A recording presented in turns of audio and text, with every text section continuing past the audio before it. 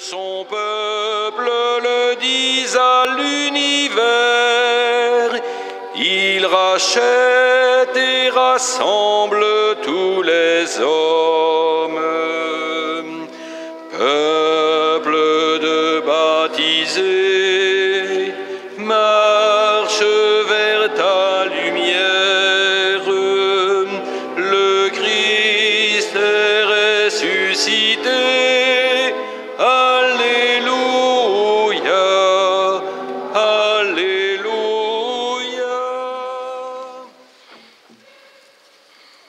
Mes frères et sœurs,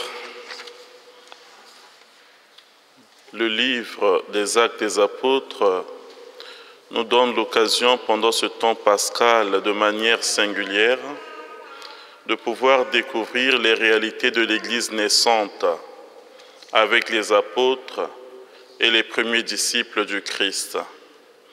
C'est merveilleux de découvrir les hauts et les bas qui ont été ceux de l'Église naissante. Et ce qui est extraordinaire, c'est, j'allais dire, la constance, la résistance et l'endurance de l'Église famille de Dieu, qui, malgré toutes sortes de persécutions, avait tenu fort et jusqu'à ce jour d'ailleurs. Et dans le sillage de ces difficultés, dans le sillage de ces hauts et bas, nous rencontrons un homme qui a vraiment fait du mal à l'Église. C'est Saint Paul. Saint Paul qui a été effectivement un persécuteur de l'Église, mais il a eu la grâce de rencontrer le Christ ressuscité sur le chemin de Damas, alors qu'il se rendait dans une autre ville pour aller persécuter l'Église du Christ. Et alors, à ce moment-là, ce Saint Paul devient finalement un des disciples du Christ, un apôtre, un porte-parole du Christ. L'Église l'appelle aussi le persécuteur persécuté. Lui qui hier persécutait l'Église doit désormais subir la persécution. Et ce qui est fondamental dans la vie de Saint Paul, c'est que toutes les énergies qu'il utilisait pour pouvoir combattre l'Église, désormais il les utilise pour pouvoir faire vivre l'Église du Christ. C'est un homme totalement transformé, totalement illuminé, totalement transfiguré.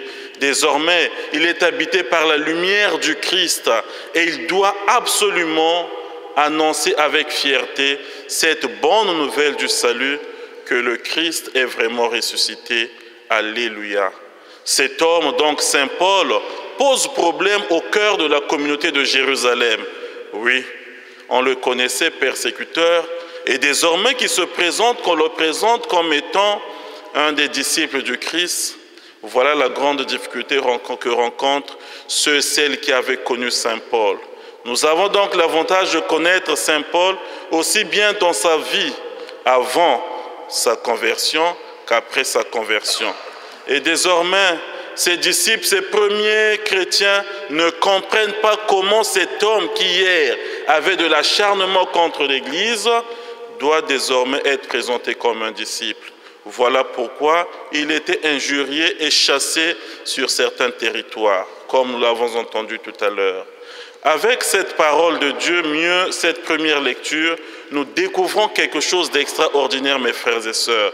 Ce que le Seigneur est capable de faire dans le cœur de tout homme. Le Seigneur qui se met à l'œuvre dans chacun de nos cœurs. Lui qui, comme le dit le prophète, est capable de transformer nos cœurs de pierre en cœur de chair.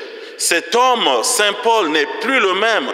Il est vraiment transfiguré. Il est habité par l'Esprit du Christ. Et bien entendu, lorsqu'on est habité par l'Esprit du Christ, il y a un comportement conséquent qui doit s'en suivre. Oui, mes frères et sœurs, devant certaines personnes qui ne peuvent plus avancer, devant certaines personnes qui sont habitées non pas par la lumière, mais par l'obscurité, nos enfants, nos amis, nos parents, la parole de Dieu aujourd'hui nous donne l'occasion de croire en ce que Dieu est capable de faire. Qu'avec Dieu, tout est finalement possible. Il nous faut donc ouvrir nos yeux et particulièrement ceux de notre cœur pour découvrir toutes les merveilles que le Seigneur est capable de faire dans notre vie. Une autre belle leçon se dégage de cette première lecture, c'est que finalement, Ce que nous vivons aujourd'hui date depuis la nuit des temps. La difficulté que nous avons à comprendre et à croire en la conversion des autres, car très souvent, nous savons facilement embrigader, emprisonner nos frères et sœurs dans leur passé. Nous leur avons attribué des étiquettes. Telle personne est mauvaise, telle personne est ceci ou cela. Et alors, nous avons donc des difficultés à croire en la conversion de nos frères et sœurs, les hommes. Alors, la grâce à demander aujourd'hui, c'est que le Seigneur nous aide vraiment à croire dans la conversion des autres. Il y a des gens qui ne peuvent plus être acceptés parce que nous connaissons leur passé. Mais attention, en Dieu, tout peut être transformé à l'image de la vie de Saint Paul. Alors, plutôt que mes frères et sœurs de nous enliser dans le doute, plutôt que d'enfermer ces hommes et ces femmes dans leur passé, croyons en la grâce miséricordieuse du Seigneur. Nous avons entendu tout à l'heure qu'ils ne pouvaient même pas, ces gens-là, accepter que Saint Paul soit devenu désormais un disciple du Christ. Dans nos rapports familiaux, dans nos rapports interpersonnels, ce problème demeure encore d'une brûlante actualité. Ils sont nombreux, ceux à qui nous ne pouvons plus accorder notre joie, notre sourire, notre salut, parce que nous continuons à les considérer comme ils ont été hier. Malgré leurs efforts, malgré les pas qu'ils marquent pour venir vers nous, nous les repoussons. En le faisant, c'est le Christ lui-même que nous repoussons. Alors que le Seigneur ouvre notre cœur pour que nous accueillions toutes ces personnes que nous avons étiquetées comme étant fils et filles de Dieu. Voilà la grâce à demander ce matin au Seigneur. Quant à l'Évangile, le Seigneur se présente comme la vigne, non simplement comme la vigne, mais comme la vraie vigne. Cela sous-entend bien entendu que s'il est la vraie vigne, c'est qu'il y a aussi une fausse vigne. Mais lui nous dit qu'il est la vraie vigne. Son Père céleste est le vigneron et les sarments, les branches, c'est nous autres, le peuple de Dieu, les disciples du Christ. Et il dit, tout sarment qui est en moi, mais qui ne porte pas de fruit, mon Père l'enlève.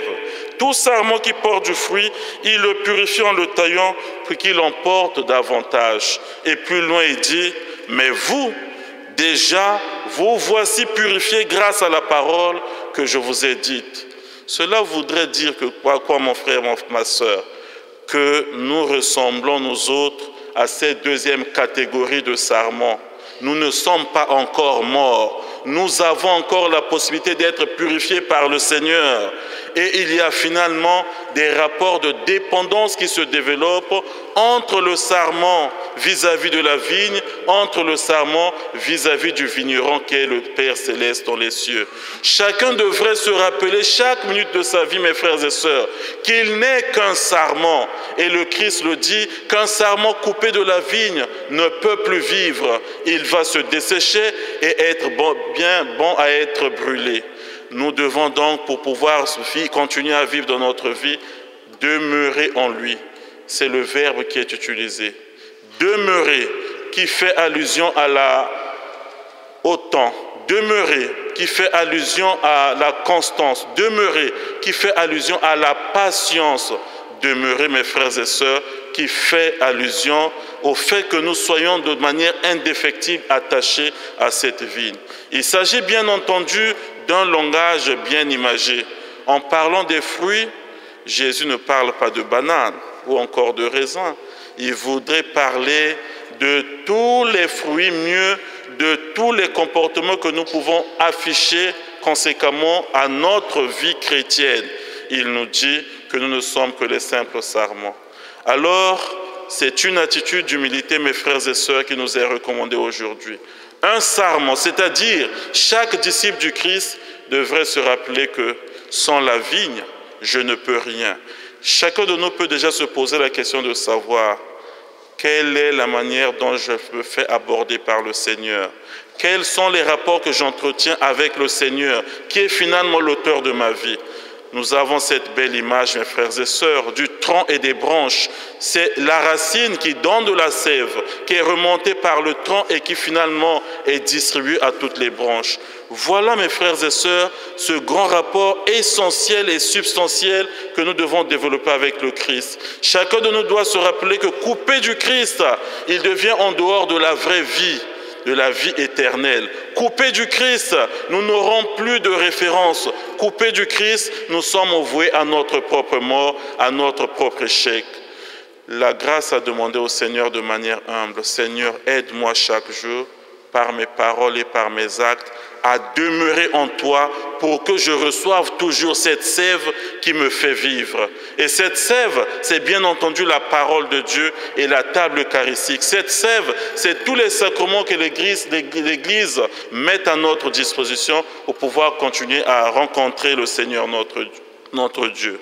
Alors que le Seigneur, en ce matin, qui nous invite à demeurer en lui, nous donne toujours d'avoir des voies et moyens pour pouvoir avoir des rapports indéfectibles avec lui.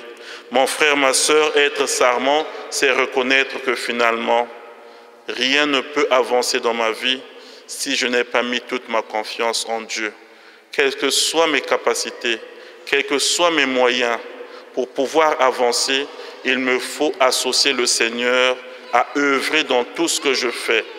Que donc le Seigneur nous donne aujourd'hui de pouvoir toujours l'inviter à venir vers nous, mais aussi à nous rencontrer.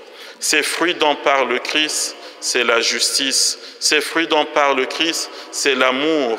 Et la première lettre de Saint Jean que nous avons entendue dans la deuxième lecture nous invite à nous aimer les uns les autres. Celui qui aime son frère porte déjà de bons fruits et des fruits qui demeurent. Quelle est la qualité de notre amour? Et Saint Jean, dans la preuve de cette deuxième lecture, précise qu'il faut aimer non pas avec de simples paroles, mais avec des actes. Je pense que pour le peu que l'on soit sérieux et honnête, nous aimons très facilement avec des mots mielleux, mais qui ne reflètent pas vraiment le contenu de notre cœur. Nos paroles doivent être accompagnées des actes bons que nous posons au cœur de notre existence.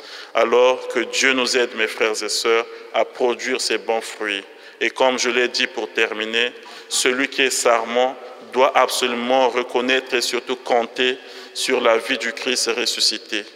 Dieu est la source de notre vie.